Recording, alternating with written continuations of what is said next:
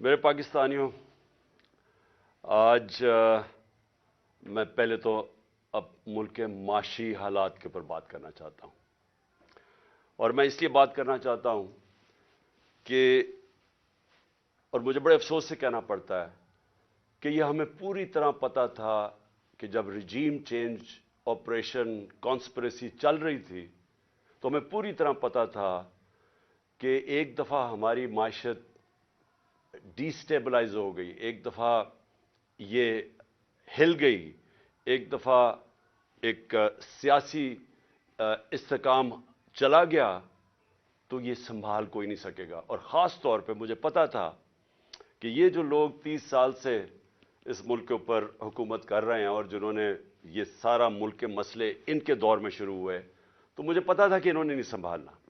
تو میں نے اپنی طرف سے پوری جو نیوٹرلز تھے ان کو پوری طرح میں نے آگاہ کیا، اور میں نے پھر سے میں بار بار یہ چیز اس لیے کہتا ہوں کیونکہ یہ ہمیں پتا تھا یہ ہونا ہے۔ اور شوکت ترین کو بھی جو فائنانس منسٹر تھے انہوں نے بھی پوری طرح سمجھانے کی کوشش کی کہ یہ نہیں سنبھلے گی، اور یہ بڑا مشکل سے ہم سنبھال کے بیٹھے ہوئے۔ اور کیوں مشکل تھی میں یہ بھی آپ کو بتا دوں مشکل کیوں تھی۔ اسے کہتے ہیں کموڈٹی سپر سائیکل۔ اس کا مطلب ہے کہ ساری دنیا میں جو انرجی پرائسز ہیں، بجلی، تیل، پٹرول، کوئلہ، یہ ساری دنیا کے اندر ایک دم اوپر چلے گئے۔ کرونا کے بعد جو کہ ایک سپلائی سائڈ کے اندر ڈسرپشن دنیا میں آئی، یعنی جو اس سے نیٹ ورکس ٹوٹے کیونکہ کرونا میں لاک ڈاؤن شروع ہو گئے، تو اس سے جو سب سے بڑا نقصان ہوا کہ جب سپلائیز ٹوٹی انرجی پروڈکٹس کی تو قیمتیں اوپر چلی گئی۔ تو ہم جب آخری دن ہمارے حکومتوں میں تھے تو جو تیل تھا وہ 110 سے $115 پہ چلا گیا پر بیرل۔ آج بھی اوپر بھی گیا، 70-75 سے لے کے آج 85 پہ ہے۔ تو جب ہم تھے تو جب تیل اوپر جاتا ہے تو سب کچھ اوپر چلا جاتا ہے، اور پھر جس طرح میں نے کہا کہ باقی بھی جو کوئلہ اور گیس یہ سب اوپر چلے گئے۔ تو ہمارے لیے مشکل تھا بڑا، کیونکہ ہم بڑا بیلنس کر رہے تھے کہ ایک طرف لوگوں کو بھی مہنگائی سے بچائیں، لیکن امپورٹڈ انفلیشن آ رہی تھی باہر سے، جو بھی چیزیں باہر سے آ رہی تھی۔ اب گھی، وہ پام آئل اوپر چلا گیا تو گھی کی بھی قیمتیں، دالیں اوپر چلی گئیں، تو ہم بڑی مشکلوں سے بیلنس کر رہے تھے۔ تو اس لیے ہم نے اپنی پوری کوشش کی بتانے کے لیے کہ دیکھیں اگر آپ نے اس وقت یہ سازش کو کامیاب ہونے دیا تو یہ سنبھلے گی نہیں۔ تو آج مجھے بڑا افسوس سے کہنا پڑتا ہے کہ ہم اب ادھر چلے گئے ہیں کہ میں نہیں کہہ رہا، یہ معیشت کے ایکسپرٹ سے آپ پاکستان میں پوچھ لیں، بلکہ باہر بھی جو مضمون لکھے جا رہے ہیں پاکستان پہ، فائنینشیل ٹائمز میں ابھی پاکستان کے اوپر مضمون آیا ہے، سارے اب ایک بڑا خوفناک اور خطرناک پاکستان کی ایک پکچر بتا رہے ہیں کہ ہم جا کدھر رہے ہیں۔ اب میں صرف آپ کو بتانا چاہتا ہوں کہ 2 دنوں میں 33 روپیہ گرا ہے ڈالر کے مقابلے میں، اور ان کے 9 مہینے میں 84 روپیہ گرا ہے ڈالر کے مقابلے میں۔ یہ کیوں گرا ہے؟ پہلے یہ سمجھیں کہ روپیہ کیوں گر رہا ہے۔ روپیہ اس لیے گرا ہے کہ ہماری تاریخ میں سب سے خطرناک سٹیج پہ ہمارے فورن کرنسی ریزروز پہنچ گئے ہیں۔ آج ہمارے جو فورن کرنسی ریزروز ہیں وہ $3.6 ارب ہے۔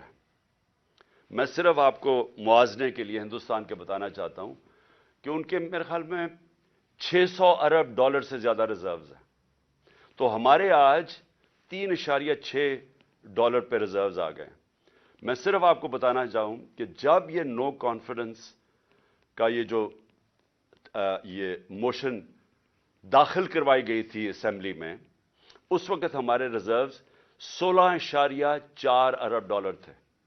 ہم جب گورنمنٹ میں آئے تھے تو وہ 8 اور 9 ارب کے بیچ میں تھے۔ ہم نے ان کو ادھر سے اٹھا کے تو $16.4 ارب پہ ہمارے ریزروز تھے جب نو کانفیڈنس دائر ہوا یہ سازش کے تحت۔ تو جب ادھر سے 16.4 سے آج پہنچ گئے 3.6 پہ، اس سے کیا ہوا؟ روپے پہ پریشر پڑنا شروع ہو گیا اور روپیہ گرنا شروع ہو گیا۔ تو یہ میں آج آپ کو بتاؤں کہ ہمارے دور میں یہ بار بار کہتے تھے تباہی کر دی ہم نے، مہنگائی کی تباہی کر دی، اس کے مہنگائی کے اوپر میں بعد میں آتا ہوں، لیکن روپیہ گر رہا ہے۔ اور بڑی وہ اسحاق ڈار وہاں سے سٹیٹمنٹس دیتا تھا لنڈن میں جدھر فرار ہوا تھا کہ میں نے یہ ڈالر کر دیا اور میں یہ کر دوں گا، اور آپ کو پتہ ہے آتے ساتھ بھی اس نے پھر بڑھ کے ماری۔ تو وہ جو 84 روپیہ گرا ہے ہمارا ڈالر کے مقابلے میں صرف 9 مہینے میں۔ اب اس کا اثرات کیا ہیں؟ سب سے پہلے تو اس کے اثرات یہ ہیں کہ جو پاکستان میں رہنے والے ہیں، جن کا جینا مرنا پاکستان میں، جن کے روپے میں کماتے ہیں، جو تنخواہ دار ہیں اس ملک کے اندر، ان کے اوپر اب کیا اثر ہوا کہ اگر ان کے بینک میں پیسے پڑے ہوئے تھے تو ایک دم ان کے روپے کی قیمت گرنی شروع ہو گئی۔ یعنی جو روپیہ خریدتا تھا اس میں اب وہ کم چیزیں خرید سکے گا۔ لیکن جن کے پیسے باہر لنڈن میں اور آف شور اکاؤنٹس میں ڈالرز میں پڑے ہوئے ہیں، جنہوں نے بڑی محنت سے چوری کر کے پیسہ ملک سے باہر لے کے گئے ہیں، ان کی دولت میں اضافہ ہو رہا ہے۔ پاکستانیوں کی دولت میں کمی ہو رہی ہے، ان کی دولت اوپر جا رہی ہے۔ اور اس لیے میں ایک چیز بار بار کہتا ہوں، اور میں آج آپ سب کو یہ کہنا چاہتا ہوں، میری قوم غور سے میری بات سن رہے، کبھی کسی پارٹی کو ووٹ نہ دو جس کی لیڈرشپ کے پیسے ملک سے باہر پڑے۔ کیوں؟ کیونکہ اب ان کو کیا فرق پڑ رہا ہے؟ مجھے بتائیں، جو اس وقت ملک کے اوپر مسلط ہے یہ زرداری اور شریف خاندان، ان کو کیا نقصان ہو رہا ہے؟ ان کے تو پیسے باہر پڑے ہیں، ان کے تو ہر یہاں سے جو پیسہ چوری کرتے تھے ہنڈی والے سے باہر ڈالرز میں، اور جب منگوانا ہو تو پھر کسی پاپڑ والے اور چینی والے کے نام پہ منگوا لیا فیک اکاؤنٹس پہ، اور وہی زرداری نے کیا فیک اکاؤنٹس میں۔ یہ تو پیسہ اپنا باہر بھیج دیتے ہیں، لانچوں میں ان کے ڈالرز باہر جاتے ہیں، جہاز جاتا تھا تو دبئی جاتا تھا یا باہر چلے جاتے تھے پیسے، ان کے تو باہر پیسے پڑے ہیں۔ تو اثر کس کو ہو رہا ہے؟ اثر ہماری طرح کے لوگ جو اپنا سب کچھ بیچ کے، جنہوں نے باہر کمائی کی تھی۔ میں نے جب لنڈن کا اپنا فلیٹ بیچا تھا تو میں جب اپنا روپے میں وہ پاؤنڈز کو روپے میں لے کے آیا تھا تو 90 روپے کا ایک پاؤنڈ تھا، آج 300 روپے کا پاؤنڈ ہے۔ تو ہم جو اس سے کیا ہوتا ہے؟ لوگ کیوں پاکستان میں پیسہ لے کے آئیں؟ لوگ باہر رکھیں، کیوں بیرون ملک پاکستانی اب پاکستان میں پیسہ لے کے آئیں؟ کیوں پاکستان میں سرمایہ کاری کریں جب روپیہ گرتا جا رہا ہے؟ وہ ڈالرز میں رکھیں تو ان کو نفع ہونا شروع ہو جاتا ہے۔ اس کے بہت دور کے نقصانات ہیں پاکستان کو۔ لیکن میں اب ذرا آپ کو اپنی قوم کو صرف بتانا چاہتا ہوں کہ آپ کے اوپر، اب میں خاص طور پہ پاکستان کے تنخواہ دار طبقے سے بات کر رہا ہوں، جو بھی مزدور ہے، دہاڑی دار ہے، پولیس والے ہیں، فوجی ہیں، بیوروکریٹس ہیں، جو تنخواہ پہ گزارا کرتے ہیں، آج آپ سب غور سے سن لیں کہ یہ رجیم چینج کے بعد آپ کے اوپر اب کیا اثرات اس کے آنے والے ہیں۔ پٹرول جب ہم تھے، میں پھر سے یاد کرا دوں کہ انٹرنیشنل مارکیٹ میں تیل اس وقت $110 کے ارد گرد جا رہا تھا، تھوڑا اوپر تھوڑا نیچے۔ آج ابھی اوپر گیا ہے انٹرنیشنل مارکیٹ میں تیل، ابھی بھی وہ کوئی $85 کے قریب ہے، یہ $75 تک آ چکا تھا۔ لیکن ہمارے وقت پہ کتنا لیٹر بک رہا تھا پٹرول اور ڈیزل؟ 150 روپے لیٹر ہمارے دور میں پٹرول تھا اور 145 روپے ڈیزل بک رہا تھا۔ آج جو پٹرول اور ڈیزل ہے وہ جب یہ روپیہ گرے گا تو روپے کی گرنے سے یہ اوپر چلا جائے گی اس کی قیمت۔ تو یہ اس کی قیمت اگر ٹیکسز مزید اور نہ لگائے گئے، 50 روپے لیٹر پٹرول اور 50 روپے لیٹر ڈیزل اوپر جائے گا یہ جو روپیہ گرا ہے۔ اس کے علاوہ میں چاہتا ہوں ذرا یہ آرام سے چیزیں سنیں آپ، کیونکہ آپ کو پتہ ہونا چاہیے کہ آج ہم کھڑے کدھر ہیں اور یہ جب میں کہتا جا رہا تھا کہ ان کو نہ بلکہ الیکشنز کروا دو، وہ بہتر تھا بجائے کہ یہ لوگ پھر آئیں اور یہ جو صرف ان کا تو مقصد اپنی چوری، اپنے کرپشن کیسز ختم کرنے تھے اور وہ کر لیے انہوں نے. تو یہ عوام کے لیے تو آئے نہیں تھے. عوام کو تو یہ اب جو چھوڑ کے گئے ہیں اب آپ کے سامنے. جب ہم تھے، ہم چھوڑ کے گئے تھے تو 12% تھی مہنگائی، انفلیشن، جس کو سی پی آئی کہتے ہیں. کنزیومر پرائس انڈیکس اس وقت 12% تھی. آج وہ 35% پہ جائے گی. یہ جو اب روپیہ گرا ہے اس سے اب یہ جائے گی 35% کے اوپر. اور جو دوسری ایک اور جس کو کہتے ہیں سینسٹیو پرائس انڈیکس، وہ ہوتا ہے، وہ مہنگائی وہ چیزیں ہوتی ہیں جو لوگوں کے استعمال میں، کھانے پینے کی چیزیں، بجلی، گیس، جو عام لوگوں کو افیکٹ کرتی ہیں. وہ ہمارے دور میں ہم 16 روپے چھوڑ کے گئے تھے. اور یہ یاد رکھیں تب قیمتیں سب سے اوپر تھی ساری. یہ جو گھی کی امپورٹس تھیں، یہ ایڈیبل آئل، یہ سب سے اوپر تھا. تو ہم اس پیک کے اوپر تھے تو تب وہ 16% تھی. یہ اب جائے گی 45 سے 50%. یعنی پاکستان کی تاریخ کے اندر یہ سب سے زیادہ مہنگائی ہوگی. اور جو چیزیں امپیکٹ ہو. اچھا، اسی دور میں صرف آپ کو بتا دوں، ہمارے دور میں 12% مہنگائی تھی. اس وقت ہندوستان میں 7% تھی. آج پاکستان میں 35% پہ چلی گئی ہے، ہندوستان میں 6% آ گئی ہے. تو وہاں مہنگائی کم ہوئی ہے. کیوں مہنگائی کم ہوئی ہے؟ کیونکہ انٹرنیشنل یہ جو کموڈیٹی سپر سائیکل ہے، قیمتیں نیچے آ گئی ہیں. تو وہاں 7 سے 6% آ گئی ہے، ہمارا 12 سے 35% پہ گئی ہے. تو سارے جو تنخواہ دار طبقے ہیں، آپ سوچ لیں کہ جب 35% مہنگائی ہوگی، آ گئی. مشکل وقت تھا ہمارے دور میں بھی، کرونا کا، انٹرنیشنل جو امپورٹڈ انفلیشن تھی اس کے ہمارے کنٹرول میں نہیں تھی. تو تب وہ سارے اوپر تھے. تو اب تو وہ نیچے آ رہے ہیں، لیکن پاکستان کے اندر آج مہنگائی بڑھتی جا رہی ہے.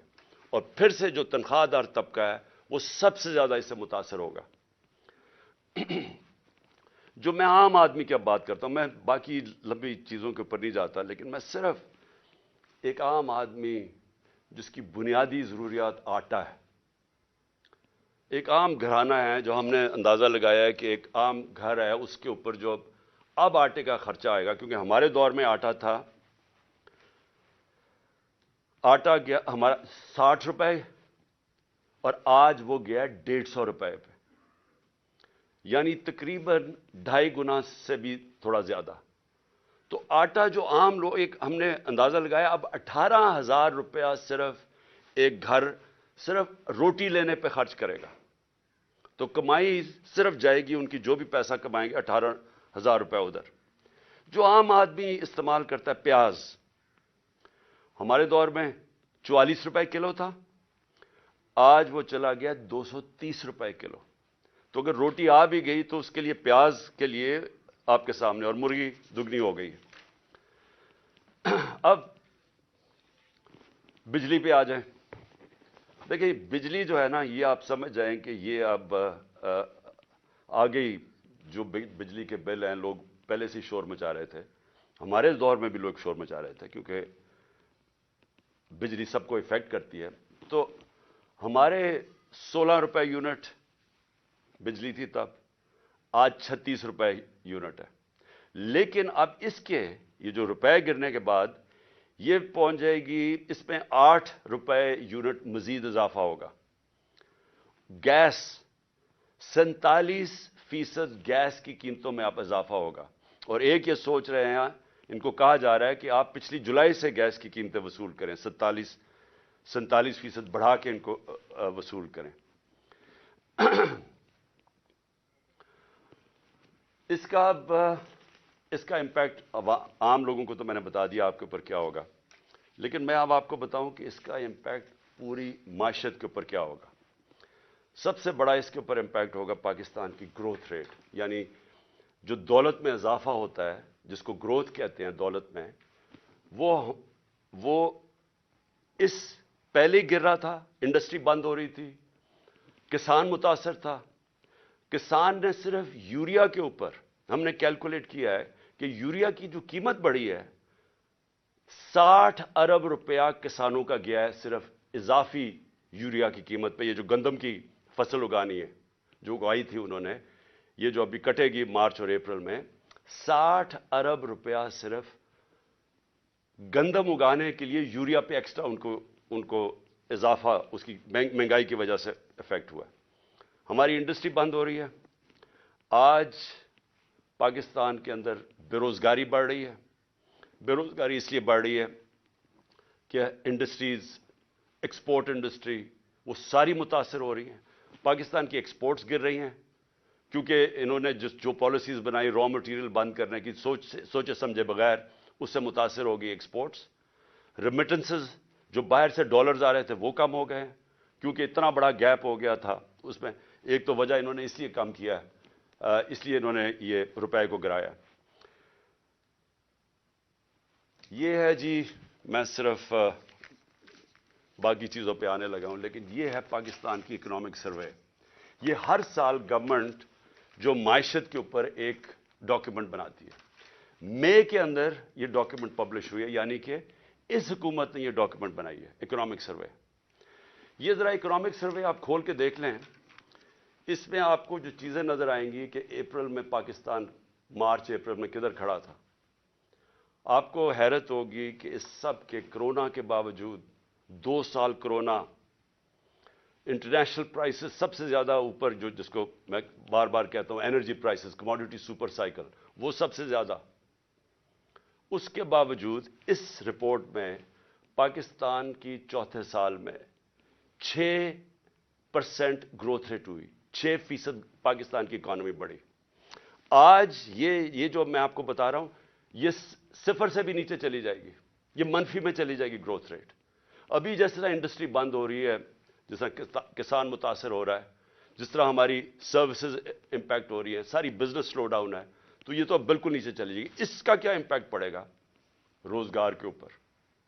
हमारी एक नौजवान आबादी है। मुझे बड़ा फख्र था कि हमारे दौर में 18 लाख नौकरियां हम हर साल मजीद बढ़ाते थे और हमने अपने 3 साल में 55 लाख नौकरियां बढ़ाई। मैं फिर से कहता हूं, कोरोना का दौर था, जब लॉकडाउन के दौर था, उसमें हमने 55 लाख नौकरियां बढ़ाई। अभी सिर्फ टेक्सटाइल वालों से पूछ लो, बाकी चीजें छोड़े, सिर्फ टेक्सटाइल इंडस्ट्री से पूछ लो कि उनको कितना नुकसान हुआ है, उनकी कितनी ज्यादा बेरोजगार हुए हैं सिर्फ टेक्सटाइल वर्कर्स। हमारे दौर में टेक्सटाइल इंडस्ट्रीज को कार वर्कर्स नहीं मिलते थे, मजदूर नहीं मिलते थे। आज ये हालात है, आप फैसलाबाद जाके देख ले तो आपको नजर आ जाएगा कि किस तरह की बेरोजगारी है और मजीद आगे आ रही है। ये जो इसी में सर्वे में हमारी जो लार्ज स्केल मैन्युफैक्चरिंग है तकरीबन 12% थी। ये 17 साल के बाद हमारी इंडस्ट्री भी ऊपर गई, हमारी ज़राअत भी ऊपर गए, हमारी सर्विसेज इंडस्ट्रीज भी ऊपर गई। रिकॉर्ड टैक्स कलेक्शन हुई। हमारे जो जिस रेट पे हमारा टैक्स बढ़ रहा था, ये भी रिकॉर्ड था पाकिस्तान में, 6000, ये इसमें सब कुछ है, 6000 अरब रुपए से ऊपर हमारा टैक्स कलेक्शन हो गई। तो हर चीज जब ऊपर जा रही थी, जब ये चेंज आया। अब मैं इसकी जरा आपको अगली चीज बताता हूं कि अब हम मुल्क जा किस तरफ रहा है। मैं इसलिए ये कहना चाहता हूं कि मुझे अब सबसे पहले तो खौफ आ रहा है कि जब मैंने पहले बात की थी कि ये जब मायशत नीचे चली जाएगी और इनके होते नीचे जाएगी, क्योंकि इसहाक डार जब 99 में जब छोड़ के गया था मायशत, तो तब भी वो लाइफ सपोर्ट मशीन पे थी, और इसके बाद 2018 में भी वो बुरी तरह छोड़ के गया था, एक्सपोर्ट्स में कोई इजाफा नहीं था, और अब आके उसने वहां ले गया है कि पाकिस्तान की नेशनल सिक्योरिटी को खतरा है। मैं इसलिए ये कह रहा हूं कि जिन लोगों ने अब बेल आउट करना है पाकिस्तान को, इसमें से जो निकालेंगे, जो हम अब उनसे भीख मांगेंगे, क्योंकि हमारी आमदनी की अब तो है ही नहीं, जिधर से हमने डॉलर कमाने थे वो तो नीचे जा रहे हैं, रेमिटेंसेस, और अगर एक्सपोर्ट्स नीचे जा रही है तो हमारे तो डॉलर कम हो रहे हैं अब। तो अब हमने किसी से हाथ फैला के जो भी मदद मांगेंगे, ये याद रखें कि वो एक कीमत मांगेंगे। खुदा ना खास्ता वो उस तरफ ना जाएं जो अब श्रीलंका को उन्होंने कहा है कि 50% अपनी फौज कम करो। मिस्र को भी IMF ने कहा है कि अपने فوج کے خرچے کم کرو. تو جو بھی آپ بیل آؤٹ کرے گا وہ آپ کنڈیشنز دے گا. تو پہلی تو کنڈیشنز میں نے آپ کو بتا دیں کہ ابھی انہوں نے مزید اور ٹیکسز لگانے ہیں کیونکہ ہماری ٹیکس کلیکشن گر گئی ہے. 400 ارب روپے کے ٹیکسز لگانے ہیں تو وہ بھی مہنگائی پیدا کرے گا. انہوں نے یہ جو پٹرول اور ڈیزل اور بجلی کی قیمتیں بڑھانی ہیں تو وہ اور مہنگائی کرے گا. تو عام آدمی کو سارا کچھ افیکٹ کرے گا. لیکن سب سے زیادہ کہ یہ ملک ایک بڑا خواب پاکستان، اس کی سیکیورٹی کی ہر اس پاکستانی کو فکر ہے جس کا جینا مرنا اس ملک میں. وہ لوگ جن کا سٹیک پاکستان میں نہیں ہے ان کو اس کی فکر نہیں ہے. ان کو تو باہر بیٹھے ہوئے ہیں، جب مشکل آتی ہے باہر چلے جاتے ہیں. مسئلہ یہاں پاکستان کے لوگوں کو ہے اور یہ میرا سب سے پہلے میں آپ کو بتاؤں کہ میرا یہ خطرہ ہے. دوسرا مجھے جو خوف آ رہا ہے وہ یہ کہ جن لوگوں نے، اور یہ جو چند لوگ تھے جنہوں نے یہ رجیم چینج کے اندر پوری سازش کر کے گرائی تھی گورنمنٹ، مجھے خوف ہی آ رہا ہے کہ انہوں نے کوئی یہ پچھلے 8 مہینے میں کوئی سبق نہیں سیکھا. بجائے یہ جلدی ریئلائز کرتے کہ یہ غلطی ہو گئی ہے اور یہ غلطی ٹھیک کرنے کا تو صرف ایک ہی طریقہ تھا جو میں پہلے دن سے کہہ رہا تھا جب ہماری گورنمنٹ گرائی کہ صاف اور شفاف الیکشن کروا دیں. اس کے علاوہ تو کوئی دوسرا طریقہ نہیں تھا. بجائے اس طرف جانے کے مزید اور پاکستان کو دلدل میں ہم نیچے جاتا جا رہا ہے. کیسے ہو یہ رہا ہے کہ عوام کے خوف سے کہ عوام نے اب سوال پوچھنے ہیں. اب سارے تنخواہ دار طبقہ، مزدور، کسان سب اب سوال پوچھیں گے کہ یہ جو آپ سازش کے تحت ان لوگوں کو اوپر لے کے آئے تھے کون ذمہ دار تھے اس کے؟ قوم سوال پوچھے گی. تو اس کے منہ بند کرنے کے لیے اب ساری حرکتیں ہو رہی ہیں. بجائے یہ کہ وہ قوم کو فیصلہ کرنے دے کون کس کو وہ لانا چاہتے ہیں، ایک جمہوری طریقے سے، ایک صاف الیکشن سے وہ قوم الیکٹ کر لے وہ لوگوں کو جس کو بھی وہ لے کے آئے اور وہ اس کو مینڈیٹ دے کہ ہمیں اب اس مشکل وقت سے نکالیں. الٹا دوسری طرف نکل گئے ہیں. جو اس وقت طاقتور لوگ پیچھے بیٹھے ہوئے ہیں، مجھے خوف آ رہا ہے کہ وہ پاکستان کو کدھر لے کے جا رہے ہیں. سب سے پہلے وہ پاکستان کی جمہوریت کو تباہ کرنے پہ تلے ہوئے ہیں. ہر حرکت ابھی یہ کی جا رہی ہے کہ ملک کو ایک فیشزم کی طرف، ایک خوف اور ہراساں پھیلایا جا رہا ہے. یہ میں پچھلے 7 مہینے سے دیکھ رہا ہوں. میں بار بار کہتا ہوں کہ میں نے جنرل مشرف کا مارشل لاء دیکھا. میں آپ کو یقین سے کہتا ہوں کہ کبھی اس طرح کا خوف، جس طرح کی فیشسٹ طور طریقے استعمال کیے جا رہے ہیں، میں نے کبھی ایسا نہیں دیکھا. وہ حرکتیں کی جا رہی ہیں ان لوگوں کو، ہم جو اس وقت بیٹھے ہوئے ہیں اپوزیشن میں، کہ ایک ملک کے غداروں سے ایسے کیا جاتا ہے. میں تو یہ سوچتا تھا نا کہ ملک کا کوئی غدار ہو تو اس سے اس طرح کی چیزیں کی جائیں. کوئی بیرونی ملک سے کوئی اسپائے آیا ہوا کلبھوشن ٹائپ، اس سے میں نے کبھی نہیں یہ سوچا تھا کہ اپنے لوگوں سے اس طرح کے جو اسٹریٹجی، جو ٹیکٹکس استعمال کی جا رہی ہیں، اور جو کبھی کسی کو اعظم سواتی کو جو اس کے اوپر ظلم کیا صرف خوف پھیلانے کے لیے. فواد چودھری اس کو اٹھا لیا جس طرح، اور رات کے اچھا آتے بھی ہیں، چلے دن کے وقت آ کے اٹھائیں، وارنٹ دکھا کے اٹھائیں. رات کے اندھیرے کے اندر صبح کے 3 بجے اعظم سواتی کو، 6 بجے صبح فواد چودھری کو. یعنی ہم کوئی قوم کے مجرم ہیں؟ اور اس کے علاوہ جو میڈیا سے کیا، جو ارشد شریف سے کیا، میڈیا کے لوگوں کو صرف آواز بند کرانے کے لیے، اس ملک کی جمہوریت ختم کرنے کے لیے، تاکہ لوگوں کو ڈر سے کہیں لوگ ان چوروں کے پیچھے لگ جائیں. ساری کوشش کی جا رہی ہے کہ ہم گھبرا کے، ڈر کے ہم کہیں جی چلیں ٹھیک ہے جی یہ چوری قبول ہے. میں آج اپنی قوم کو بھی بتانا چاہتا ہوں اور وہ لوگ جو یہ کر رہے ہیں ان کو بتانا چاہتا ہوں کہ آپ ملک کو ادھر دھکیل رہے ہیں، یہ ساروں کے ہاتھوں سے نکل جانا ہے. ابھی اس طرف تقریباً پہنچ گئے ہم. یہ جو معیشت سے ہوا ہے، یہ جو مہنگائی آ رہی ہے، اور ایک طرف مہنگائی آ رہی ہے، دوسری طرف بے روزگاری آ رہی ہے، اور تیسری طرف تنخواہ دار طبقہ ہے. جب اس کی تنخواہ ختم ہو جائے گی 10-12 دنوں کے اندر، وہ کیسے گھر گزارا کریں گے؟ تو یہ تو بھی آواز اٹھنے والی ہے اس قوم کے اندر. اور اس کے اندر جو ایک جمہوری طریقہ اسے نکالنے کا، ایک سیاسی استحکام پیدا کرنے کا، اس کو ختم کر کے اور زیادہ خوف اور ہراساں پھیلایا جا رہا ہے اور کونے سے لگایا جا رہا ہے جو ملک کی سب سے بڑی جماعت ہے. اور اس سے کیا ہوگا؟ اس سے پاکستان مزید دلدل میں پھنسے گا. ہمارا اس وقت حالات یہ ہیں کہ معیشت تو جا ہی رہی ہے، پاکستان کے چن چن کے ادارے تباہی کی طرف جا رہے ہیں.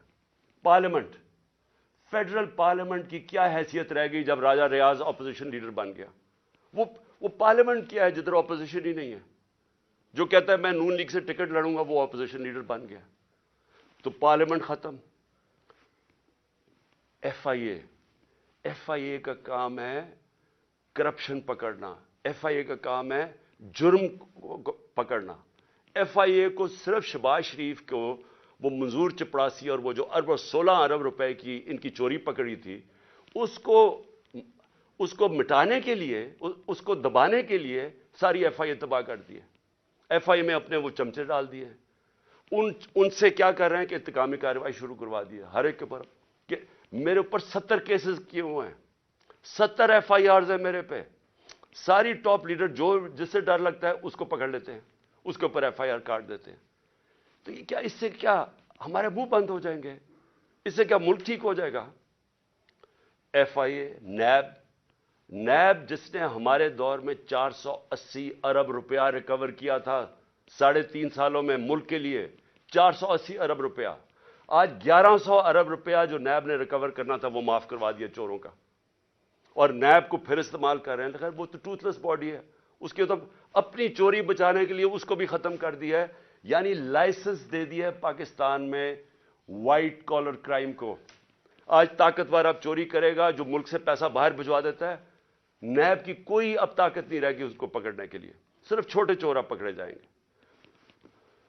ہماری عدلیہ، ہمارا انصاف کا نظام، اس کے اوپر جتنا پریشر ڈالا ہوا ہے، اور صرف پریشر کس لیے ڈالا ہوا ہے کہ رول آف لا کے لیے نہیں، رول آف لا نہ آئے اس کے لیے پریشر ڈالا ہوا ہے.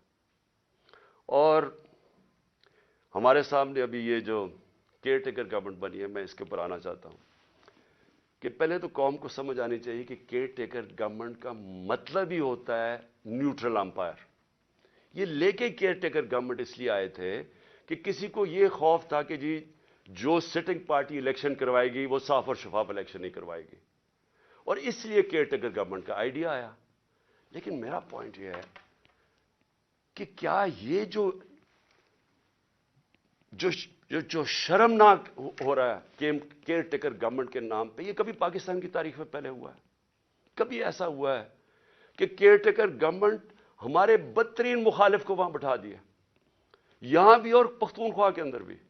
وہ بھی جب آپ کیبنٹ دیکھیں تو اس کا تحریک انصاف، سارے جو اینٹی تحریک انصاف ہے وہ وہاں کیبنٹ میں آ گیا، اور یہاں اس کو بٹھا دیا اور آتے ساتھ ہی کارروائیاں شروع کر دی ہیں جو فواد چودھری سے کی ہیں، اور باقیوں کے اوپر اب ایف آئی آرز بنا رہے ہیں. کیا یہ ہے نیوٹرل کیئر ٹیکر؟ یعنی کوئی قوم کو اتنا بیوقوف سمجھا ہوا ہے کہ آپ ایک طرف نیوٹرل امپائر کھڑا کر رہے ہیں اور بدترین ہمارے مخالف یہاں کھڑے کر دیے لا کے. اور پھر کیئر ٹیکر گورنمنٹ کیا کرتی ہے؟ میں ایک کیس صرف بتانا چاہتا ہوں، یہ جو جے آئی ٹی کا. اب جے آئی ٹی بنی تھی، میں پہلے بھی اس کے اوپر بات کر چکا ہوں. یہ بنی تھی جو میرے اوپر حملہ ہوا، جو مجھے قتل کرنے کی طاقتور لوگوں نے جو سازش کی، اور جو میں ابھی بھی میری ٹانگ اس سے ریکور کر رہی ہے، میری ہڈی پوری طرح نہیں ابھی تک جڑی. تو وہ کیئر ٹیکر گورنمنٹ تو بننا چاہیے تھا ان کو کہ صرف الیکشن کروانے کے لیے. اس نے آتے ساتھ ہی پہلے تو انتقامی کارروائی شروع کی، جو آن گوئنگ سکیمز وہ ختم کر دی ہماری، سب غیر قانونی. جو ڈپارٹمنٹس کے ہیڈ لگے ہوئے تھے، جو نان پولیٹیکل لوگ تھے، ان کو ہٹانا شروع کر دیا. اور جو جے آئی ٹی ہے، جے آئی ٹی کو بند کر دیا. اب پروونشل جے آئی ٹی نے فائنڈنگز کی ہوئی تھی کہ ایک نہیں تھا، 3 شوٹر تھے. 2 جو ڈی پی او گجرات تھا اور جو سی ٹی ڈی کا ایس ایس پی تھا، ان دونوں نے پروونس کی جے آئی ٹی کی پروونس کی پولیس نے منع کر دیا کہ جی ہم اپنے فون بھی نہیں دکھاتے جن سے انہوں نے تصویریں لی تھی، اس کا ویڈیو بنائی تھی جو شوٹر تھا ندیم. اور جب انہوں نے یہ ثابت کر دیا 3 شوٹر ہیں، تو وہ ساری جو پورا بنایا ہوا تھا طاقتور لوگوں نے بیانیہ وہ ختم ہو گیا. تو یہ ضروری تھا کہ طاقتور لوگ سب سے پہلے جو اس حکومت کے پیچھے ہیں کہ جے آئی ٹی کو ختم کریں. اب جے آئی ٹی کا جو انہوں نے ایک اینٹی کرپشن کا آدمی لے کے آئے ندیم سرور, اس نے کیا کیا ہے, اس نے آتے ساتھ ہی سسپینڈ کر دیا جو انویسٹیگیٹنگ آفیسر تھا, اور سارا جو جے آئی ٹی کا ریکارڈ ہے وہ سیل کر دیا. کس چیز کا ڈر ہے؟ میں یہ سوال پوچھتا ہوں کہ اگر کسی نے کوئی غلط کام نہیں کیا تو ان کو ڈر کس چیز کا ہے؟ آخر ایک سب سے بڑی پارٹی کے ہیڈ ایکس پرائم منسٹر کو قتل کرنے کی کوشش کی گئی ہے, یہ انویسٹیگیشن کیوں بند کی جا رہی ہے؟ آپ چیلنج کر سکتے ہیں بعد میں, جب جے آئی ٹی کا رزلٹ آئے تو عدالت میں پیش ہو رہا ہے, تو اس کے اوپر پوری دوسری طرف کی سائڈ کی آ سکتی ہے, لیکن انویسٹیگیشن کیوں بند کر رہے ہیں؟ کیوں اتنا خوف زدہ ہے؟ اور میں آج اپنی ساری قوم کو یہ بتانا چاہتا ہوں کہ دیکھیں, مجھے جب پہلی دفعہ پتا چلا جب ہماری گورنمنٹ ہٹائی گئی, تو مجھے پتا چلا کہ مجھے قتل کرنے کی سازش ہوئی ہے. میں نے ویڈیو بنا کے باہر بھیج دی. 4 لوگ تھے بند کمروں میں جنہوں نے فیصلہ کیا مجھے قتل کرنے کا, اور میں نے بتا دیا, اور پبلک جلسے میں بتایا کہ یہ میں نے کر دیا, اور اگر مجھے کچھ ہوگا تو یہ ویڈیو ریلیز ہو جائے گی. اس کی وجہ سے وہ پیچھے ہٹ گئے. اگلا انہوں نے پلان بی بنایا, دینی انتہا پسند کے نام پہ مجھے قتل کیا جائے. وہ بھی مجھے پتا چل گیا. میں نے تب جا کے 2 پبلک جلسوں کے اندر بتایا کہ یہ کرنے لگے ہیں. پہلے انہوں نے ویڈیو بنائی, پھر میرے اوپر پوری سازش کی, پوری کیمپین بنائی کہ جی اس نے توہین کر دیا مذہب کی. وہ پوری سازش چلی, اور اس کے بعد میں نے پہلے بتایا, اور پھر انہوں نے تقریباً کامیاب ہو گئے تھے. تو اللہ کا کرم ہے, بچانے والا, زندگی دینے والا. اب یہ تیسرا پلان سی بنا ہے. آصف زرداری اس کے پیچھے ہے. کرپشن کا پیسہ اس کے پاس بے تحاشا ہے. سندھ حکومت سے یہ باقاعدہ, سندھ حکومت سے جو پیسہ لوٹتا ہے وہ یا الیکشن کے اوپر لگا دیتا ہے, یا سینٹ کے الیکشن میں ایم پیز کو خریدنے پہ لگا دیتا ہے. جو بھی الیکشن آزاد کشمیر کا, گلگت بلتستان, بے تحاشا پیسہ پھینکتا ہے, کیونکہ چوری کا پیسہ ہے. یہ پیسہ اس نے لگایا ہے ایک دہشت گرد تنظیم کو, اس نے پیسہ دیا ہے. سہولت کار اس میں طاقتور ایجنسی کے لوگ ہیں جو یہ مل کے 3 طرف یہ فیصلہ ہوا ہے, اور انہوں نے اگلی واردات کرنی ہے. میں آج اپنی قوم کو بتا رہا ہوں, اور میں اس لیے بتا رہا ہوں کہ میں جو نام میں نے دیے ہیں وہی نام وہ بھی آئیں گے, اور آصف زرداری کے علاوہ. تو میں اس لیے یہ کر رہا ہوں کہ زندگی موت تو اللہ کے ہاتھ میں ہے. میں نے تو نکلنا ہے, جیسے میں ٹھیک ہوں گا. میں نے تو اب الیکشن کیمپین پہ نکل جوں گا, نہیں تو ویسے کیمپین پہ نکلوں گا. لیکن میں تو بند میں نہیں ہوں گا, لیکن مجھے کچھ ہوا تو ساری قوم کو پتا ہونا چاہیے کہ کون لوگ تھے جنہوں نے یہ کروایا, تاکہ میری قوم ان کو معاف نہ کرے, یہ انجوائے نہ کر سکے اس کے بعد زندگی. تو میں اس لیے ان کے نام لکھیں. لیکن میں اور اب آخر میں جو چیز کہنا چاہتا ہوں, یہ دیکھیں اس وقت جو سب سے یہ جو فیشزم, جمہوریت کی تباہی, پارلیمنٹ کی تباہی, اداروں کی تباہی, صرف ایک مقصد کے لیے کہ ان کی چوری چھپ جائے, ان چوروں کی, اور کسی طرح عمران خان اور تحریک انصاف کو ہرایا جائے, یا عمران خان کو راستے سے ہٹایا جائے. تو یہ سب کچھ اس ملک کو تباہی کی طرف دھکیل رہے ہیں ایک ہی وجہ سے. خوف یہ ہے کہ کہیں پتہ نہ چل جائے کہ جو اصل سازش کی, یہ جن لوگوں نے یہ جو سب کچھ کیا ہے, وہ اس کو بچانے کے لیے اب یہ ساری ایک غلطی کر کے بجائے وہ غلطی ٹھیک کریں, مزید اور غلطیاں ہوتی جا رہی ہیں. میں جو آخر میں اپنی عدلیہ سے اور اپنی عوام سے 2 چیزیں کہنا چاہتا ہوں. اپنی عدلیہ سے, ساری قوم آپ کی طرف دیکھ رہی ہے. یہ پاکستان کے ڈیفائننگ مومنٹس ہیں. یہ وہ ایک قوم کی تاریخ میں فیصلہ کن وقت آ جاتا ہے جب ہر کوئی بے نقاب ہو جاتا ہے. یہ 8-9 مہینے کے اندر بہت لوگ بے نقاب ہوئے ہیں. وہ لوگ جو صحافت میں تھے, جو اداروں میں بیٹھے ہوئے تھے, سیاستدان, سب بے نقاب ہو گئے.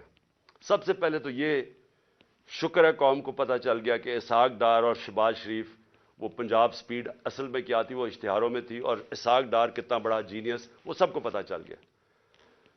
لیکن اس وقت یہ عدلیہ کا بہت بڑا امتحان ہے. ہم سب آپ کی طرف دیکھ رہے ہیں. یہ ٹائم ہے آپ کو اس ملک کی جمہوریت اور ہمارے فنڈامنٹل رائٹس کو بچانا. جس طرح کی کیئر ٹیکر گورنمنٹ بنائی گئی ہے یہ توہین ہے اس قوم کی, یہ ہماری آئین کی توہین ہے. یعنی ایسے لوگوں کو بٹھا دیے لا کے, یہ کیسے نیوٹرل ہو گئے جو آپ کے بدترین دشمنوں کو اوپر لا کے بٹھا دیا, اور پھر الیکشن نہیں ہو رہا ہے. آئین بڑا کلیئر ہے کہ 90 دن میں الیکشن ہونے ہیں, اس پہ کوئی گنجائش نہیں, اور جو نہیں کرواتا آرٹیکل 6, یہ سیدھا سیدھا ہے.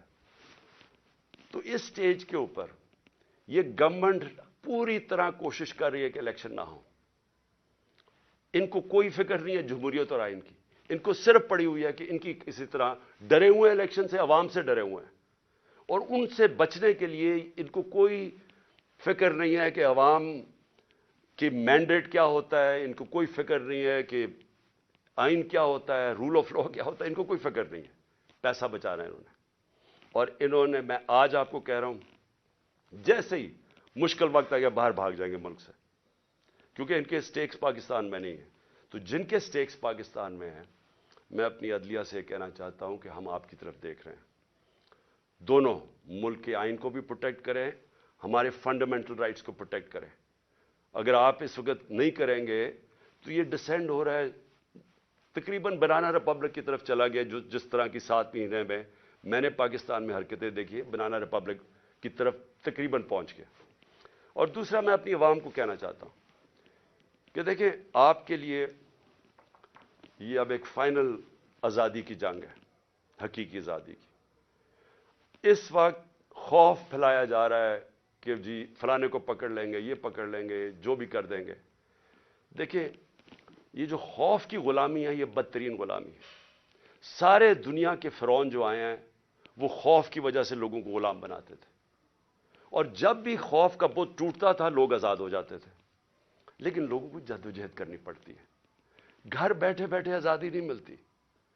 آپ کو سب کو تیار ہونا پڑے گا جدوجہد کرنے کا. میں آپ کو اپنی طرف سے بتا دوں کہ جب تک میں زندہ ہوں, میں اس سسٹم کا, کرپٹ سسٹم کا, ان چوروں کا, جو بھی مجھے غلام بنانے کی کوشش کرے گا, میں اپنی ملک کی اور اپنی آزادی کے لیے لڑوں گا, آخری سانس اور آخری گیند تک لڑوں گا. لیکن میں اپنی قوم کو آج کہنا چاہتا ہوں کہ دیکھیں, تاریخ کے اندر یہ کبھی کبھی ایسے وقت آتے ہیں کہ آپ اپنے آپ کو آزاد کر لیں. آپ اگر اس کو چپ کر کے بیٹھ گئے, اور جس طرح کا یہ ظلم کا نظام بنتا جا رہا ہے اور مزید ظلم بڑھتے جائیں گے, جس طرح ٹائم گزرے گا انہوں نے اور زیادہ ظلم کے ذریعے آپ کو غلام بنانا ہے. جس طرح آپ اپنی آزادی کے لیے اور اپنے حقوق کے لیے کھڑے ہوتے جائیں گے, اللہ کی مدد آپ کے اوپر آئے گی. جہاد ہے ہی انصاف کے لیے جدوجہد کرنا, اس کو جہاد کہتے ہیں, اور یہ اللہ نے ہمارے پہ سب پہ فرض کیا ہے. تو میں یہاں آپ سب کو آج اپیل کر رہا ہوں آپ کے لیے کہ آپ نے آنے والے دنوں میں جس طرح کہ یہ ہمیں کوشش کر رہے ہیں کہ عوام کی آواز بند کرنے کی, ہمیں غلام بنانے کی, آپ نے جدوجہد کے لیے تیار رہنا ہے. میں انشاءاللہ پھر سے آپ کو بتا دوں کہ میں اس کے لیے پوری طرح تیار ہوں. میں آخری دم تک کھڑا ہوں گا, اور آپ نے اس ملک کے مستقبل کو بچانے کے لیے آپ نے کھڑے ہونا ہے. معیشت کا آپ نے دیکھ لیا حالات, آپ نے دیکھ لیے کہ یہ جس طرح کی مہنگائی, 50 سال میں ایسی مہنگائی نہیں آئی جو اب آئی ہے, اور مزید ابھی اور آگے آئے گی. اور یہ صرف یہ سمجھ رہے ہیں کہ اگر آپ کو ڈرا دھمکا دیں گے اور میڈیا کے پیسے دے کے لوگوں کو, چند لوگوں کو اپنے ساتھ ملا کے, تو اس طرح بھیڑ بکریوں کی طرح آپ کو دبا دیں گے, یہ اس کے پر امید لگا کے بیٹھے ہیں. انسان کے حقوق ہوتے ہیں, جانوروں کے حقوق نہیں ہوتے. انسان اگر اپنے حقوق کے لیے نہیں کھڑا ہوتا تو وہ جنگل کا قانون بن جاتا ہے اور وہ جانوروں کا نظام آ جاتا ہے. تو مجھے امید ہے کہ میں آپ تیار رہیں. آنے والے دنوں میں اگر انہوں نے ہمارے پہ ظلم کیا, ہم سب کھڑے ہوں گے. میں آپ کے ساتھ کھڑا ہوں گا. چند ہفتے, زیادہ سے زیادہ 2 ہفتے انشاءاللہ میں کھڑا ہو جاؤں گا, اور میں انشاءاللہ پھر نکلوں گا. پاکستان زندہ باد.